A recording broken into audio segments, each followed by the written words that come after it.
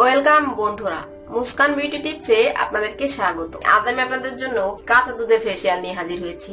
এই ফেসিয়ালটি করলে আপনারা আর পার্লারে যাওয়ার প্রয়োজন উপলব্ধি করতে পারবেন না। তো চলুন বন্ধুরা, দেখে নেওয়া যাক এই ফেসিয়ালটি কিভাবে করতে হবে।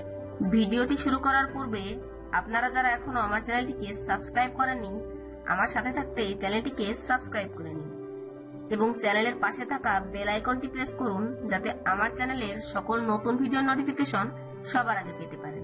এই ফেসিয়ালটি করার জন্য আমার 4টি স্টেপ অতিক্রম করতে হবে।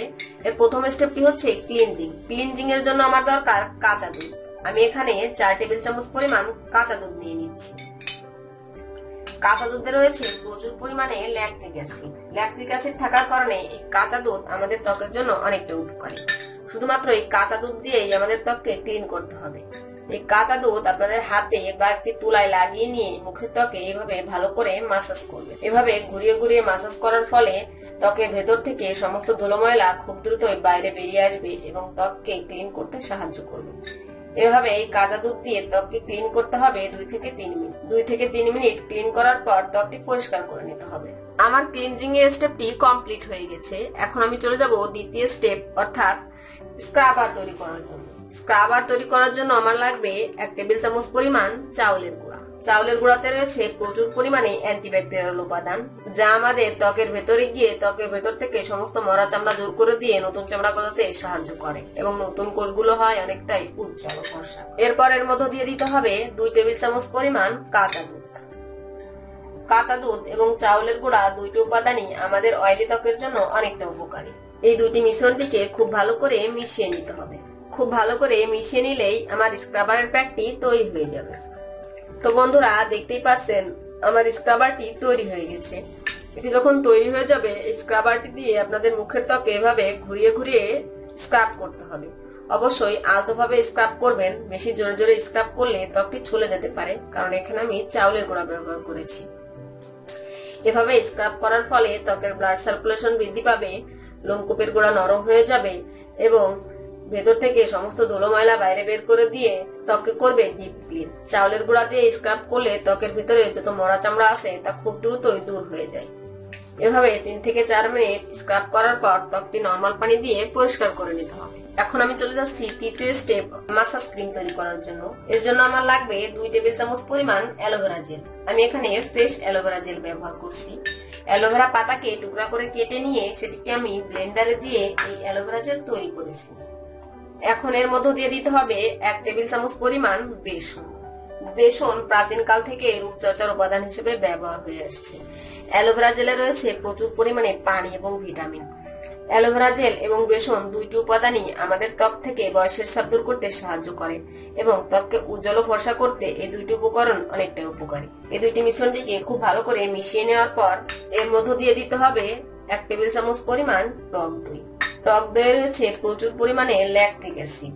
এই ল্যাকটিক অ্যাসিড থাকার কারণে এই টক দই আমাদের ত্বকের ভিতরে গিয়ে ত্বকের ভেতর থেকে সমস্ত ধুলো ময়লা বাইরে বের করে দিয়ে ত্বককে করে উজ্জ্বল ফর্সা। সম্পূর্ণ মিশ্রণটিকে খুব ভালো করে মিশিয়ে নিলেই আমার মাসাজ ক্রিমটি তৈরি হয়ে যাবে।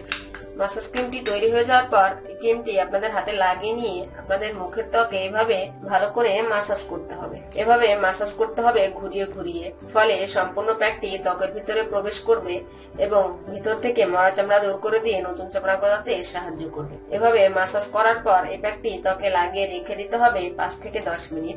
তারপর নরমাল পানি দিয়ে পরিষ্কার করে নিতে হবে। এখন আমি চলে যাব ফাইনাল স্টেপ, ফেস মাস্ক তৈরি করার জন্য। ফেস মাস্ক তৈরি করার জন্য আমার প্রথমে লাগবে 2 টেবিল চামচ পরিমাণ বেসন।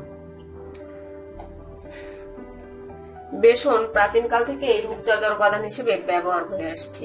বয়সের ছাপ দূর করতে এই বেসন সব থেকে উপকারী। এরপর এর মধ্যে দিয়ে দিতে হবে 1 টেবিল চামচ পরিমাণ চাউলের গুঁড়া।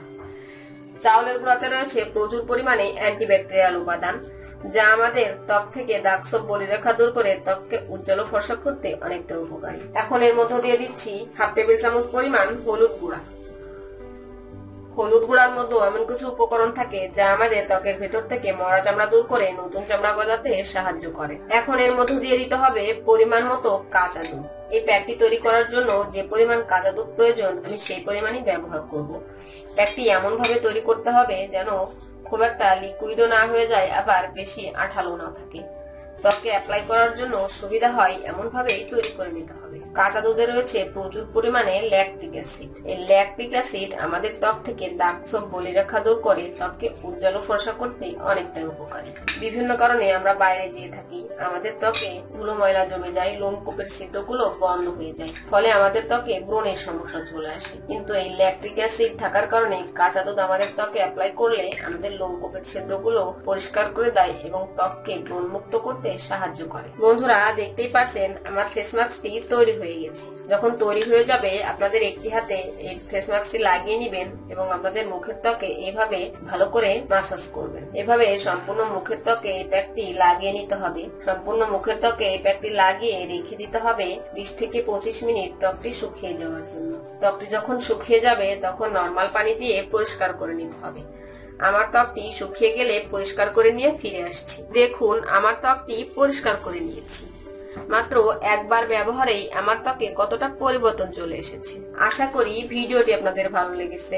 ভিডিওটি ভালো লাগলে লাইক দিবেন, আপনার বন্ধুদের সাথে শেয়ার করবেন এবং আমার চ্যানেলটি সাবস্ক্রাইব করতে ভুলবেন না। চ্যানেলের পাশে থাকা বেল আইকনটি প্রেস করবেন যাতে আমার চ্যানেলের সকল নতুন ভিডিওর নোটিফিকেশন সবার আগে পেতে পারেন। ধন্যবাদ।